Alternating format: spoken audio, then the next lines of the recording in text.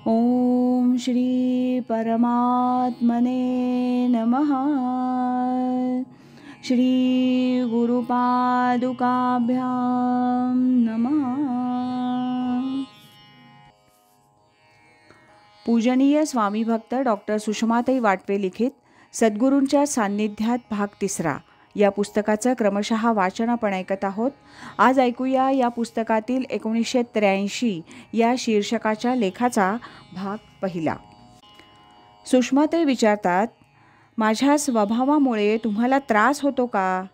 माझा भाव शुद्ध नाही आहे का? त्यावर स्वामींचं उत्तर असं नाही, पण गेली 32 वर्ष तुमच्यावर जे विपरीत संस्कार झाले ते पुसून टाकायला काळ लागतो. जरी किती घाई केली तरी निम्मा वेळ कमी होईल, त्यापेक्षा नाही.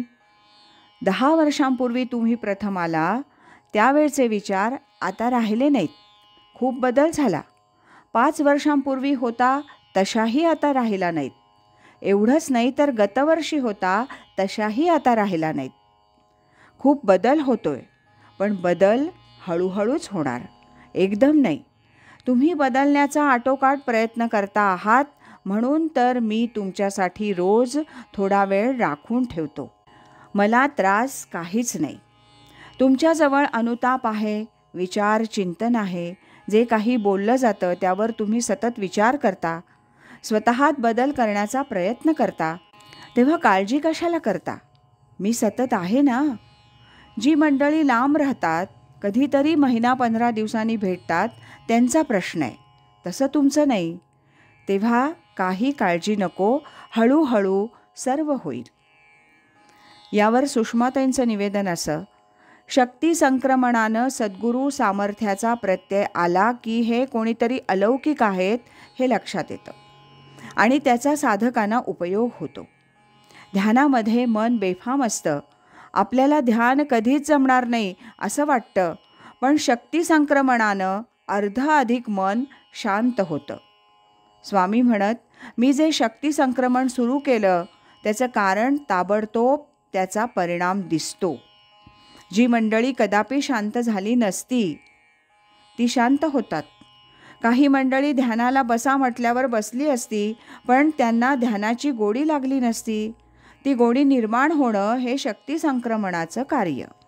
पण त्याहीपेक्षा माणसं बदलणं, माणसं घडवणं आणि तीही शेकडो माणसं घडवणं हे एक अद्भुत कार्य सद्गुरू कृपेनं होऊन गेलं हे मात्र खरं आहे.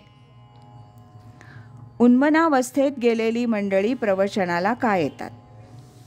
ह्या प्रश्नाच्या उत्तरासाठी स्वामी म्हणतात, प्रवचनाला आले की ही स्थिती साधकाला चटकन प्राप्त होते. घरी एवढ्या लवकर हे होईल असं नाही. इथं आल्यावर तीव्रता म्हणजे इंटेन्सिटी वाढते. इथं न आल्यानं तीव्रता कमी होते. प्रवचन अर्ध ऐकू येतं, अर्ध ऐकू येत नाही आणि अशा मंडळींचा आदर्श इतर साधकांपुढे राहतो आणि त्यांनाही वाटतं की आपल्याला अशी स्थिती प्राप्त व्हावी किंवा होऊ शकेल. आपल्यात नित्य वावरणारी मंडळी जर ही स्थिती प्राप्त करून घेऊ शकतात तर आपल्याला का हे होणार नाही? आपण त्या दृष्टीनं प्रयत्न करावा हे चांगलं. स्वामी अजून पुढे म्हणतात, या व्यक्तीचं तंत्र असं असतं की या वृद्धापकाळात देखील अशा व्यक्ती नाना व्याप करतील, पारायणे करतील, जप करतील, पण शांतपणे ध्यानाला बसणार नाहीत. समर्थ भक्त म्हणवतात स्वतःला, मग स्वतः समर्थांनी दासबोधात किती कठीण अजपाजप सांगितलाय. मग हे का बसत नाहीत असं विचारलं तर नाही होत एवढं खरं. स्वामी पुढं म्हणतात, छांदोग्य उपनिषदात स्पष्टपणे म्हटलं आहे की ते उत्कृष्ट आहे. आपण जे मिळवतो त्यातील निम्म खर्च करावं. उरलेल्या निम्म्यातील अर्ध आजारपणासाठी, 1/4 इष्टमित्रांसाठी, 1/4 लोकव्यवहारासाठी, 1/4 दानासाठी असं जर कोणी करेल तर समाजधारणा नीट होईल आणि आज जे संघर्ष आहेत घरात पती पत्नी, भाऊ भाऊ यांच्यामध्ये ते कमी होतील. जसजसा पैसा मिळत जातो तसतसा तो आपण साठवत जातो. त्यातून संघर्ष निर्माण होतो. एक श्रीमंत होतो, एक गरीब राहतो. ह्याची श्रीमंती आपल्याला काही उपयोगी नाही असं वाटतं. त्यामुळे समाजात एकमेकांविषयी आदरभाव, प्रेम राहत नाही. लोकांच्या मनात आपल्याबद्दल प्रेम निर्माण व्हावं म्हणून मुद्दाम काही करून उपयोग होत नाही. सहज झालं पाहिजे हे. त्यावर सुषमाताईंचं निवेदन असं, साधकांच्या संगतीत मला राहायला आवडतं असं स्वामी नेहमी बोलून दाखवत. त्याप्रमाणे इतर नातेवाईक मंडळी जरी पुण्यात होती तरी स्वामींचं फारसं कुणाकडे जाणं येणं नसे. दुकानात असे तो वेळच नसायचा. नंतर संप्रदायाच्या कामाचा मोठाच व्याप सुरू झाला म्हणूनही वेळ मिळत नसे. नात्यातील मंडळी आली की 2-5 मिनिटं स्वामी त्यांची विचारपूस करीत आणि पुन्हा आपल्या कामात मग्न. पाहुणे आले म्हणून त्यांची नित्याची साधना कधीही चुकली नाही की प्रवचन सत्संगात खंड पडला नाही. मुलामुलींची लग्नकार्य असोत अथवा मुलींची बाळंतपणं असोत, भागेश्वर निवासच्या त्या छोट्या 3 खोल्यात स्वामींचे नित्याचे कार्यक्रम अखंड चालू. त्यात कोणतीही सबब आड येत नसे. हीच स्वामींची साधना होती.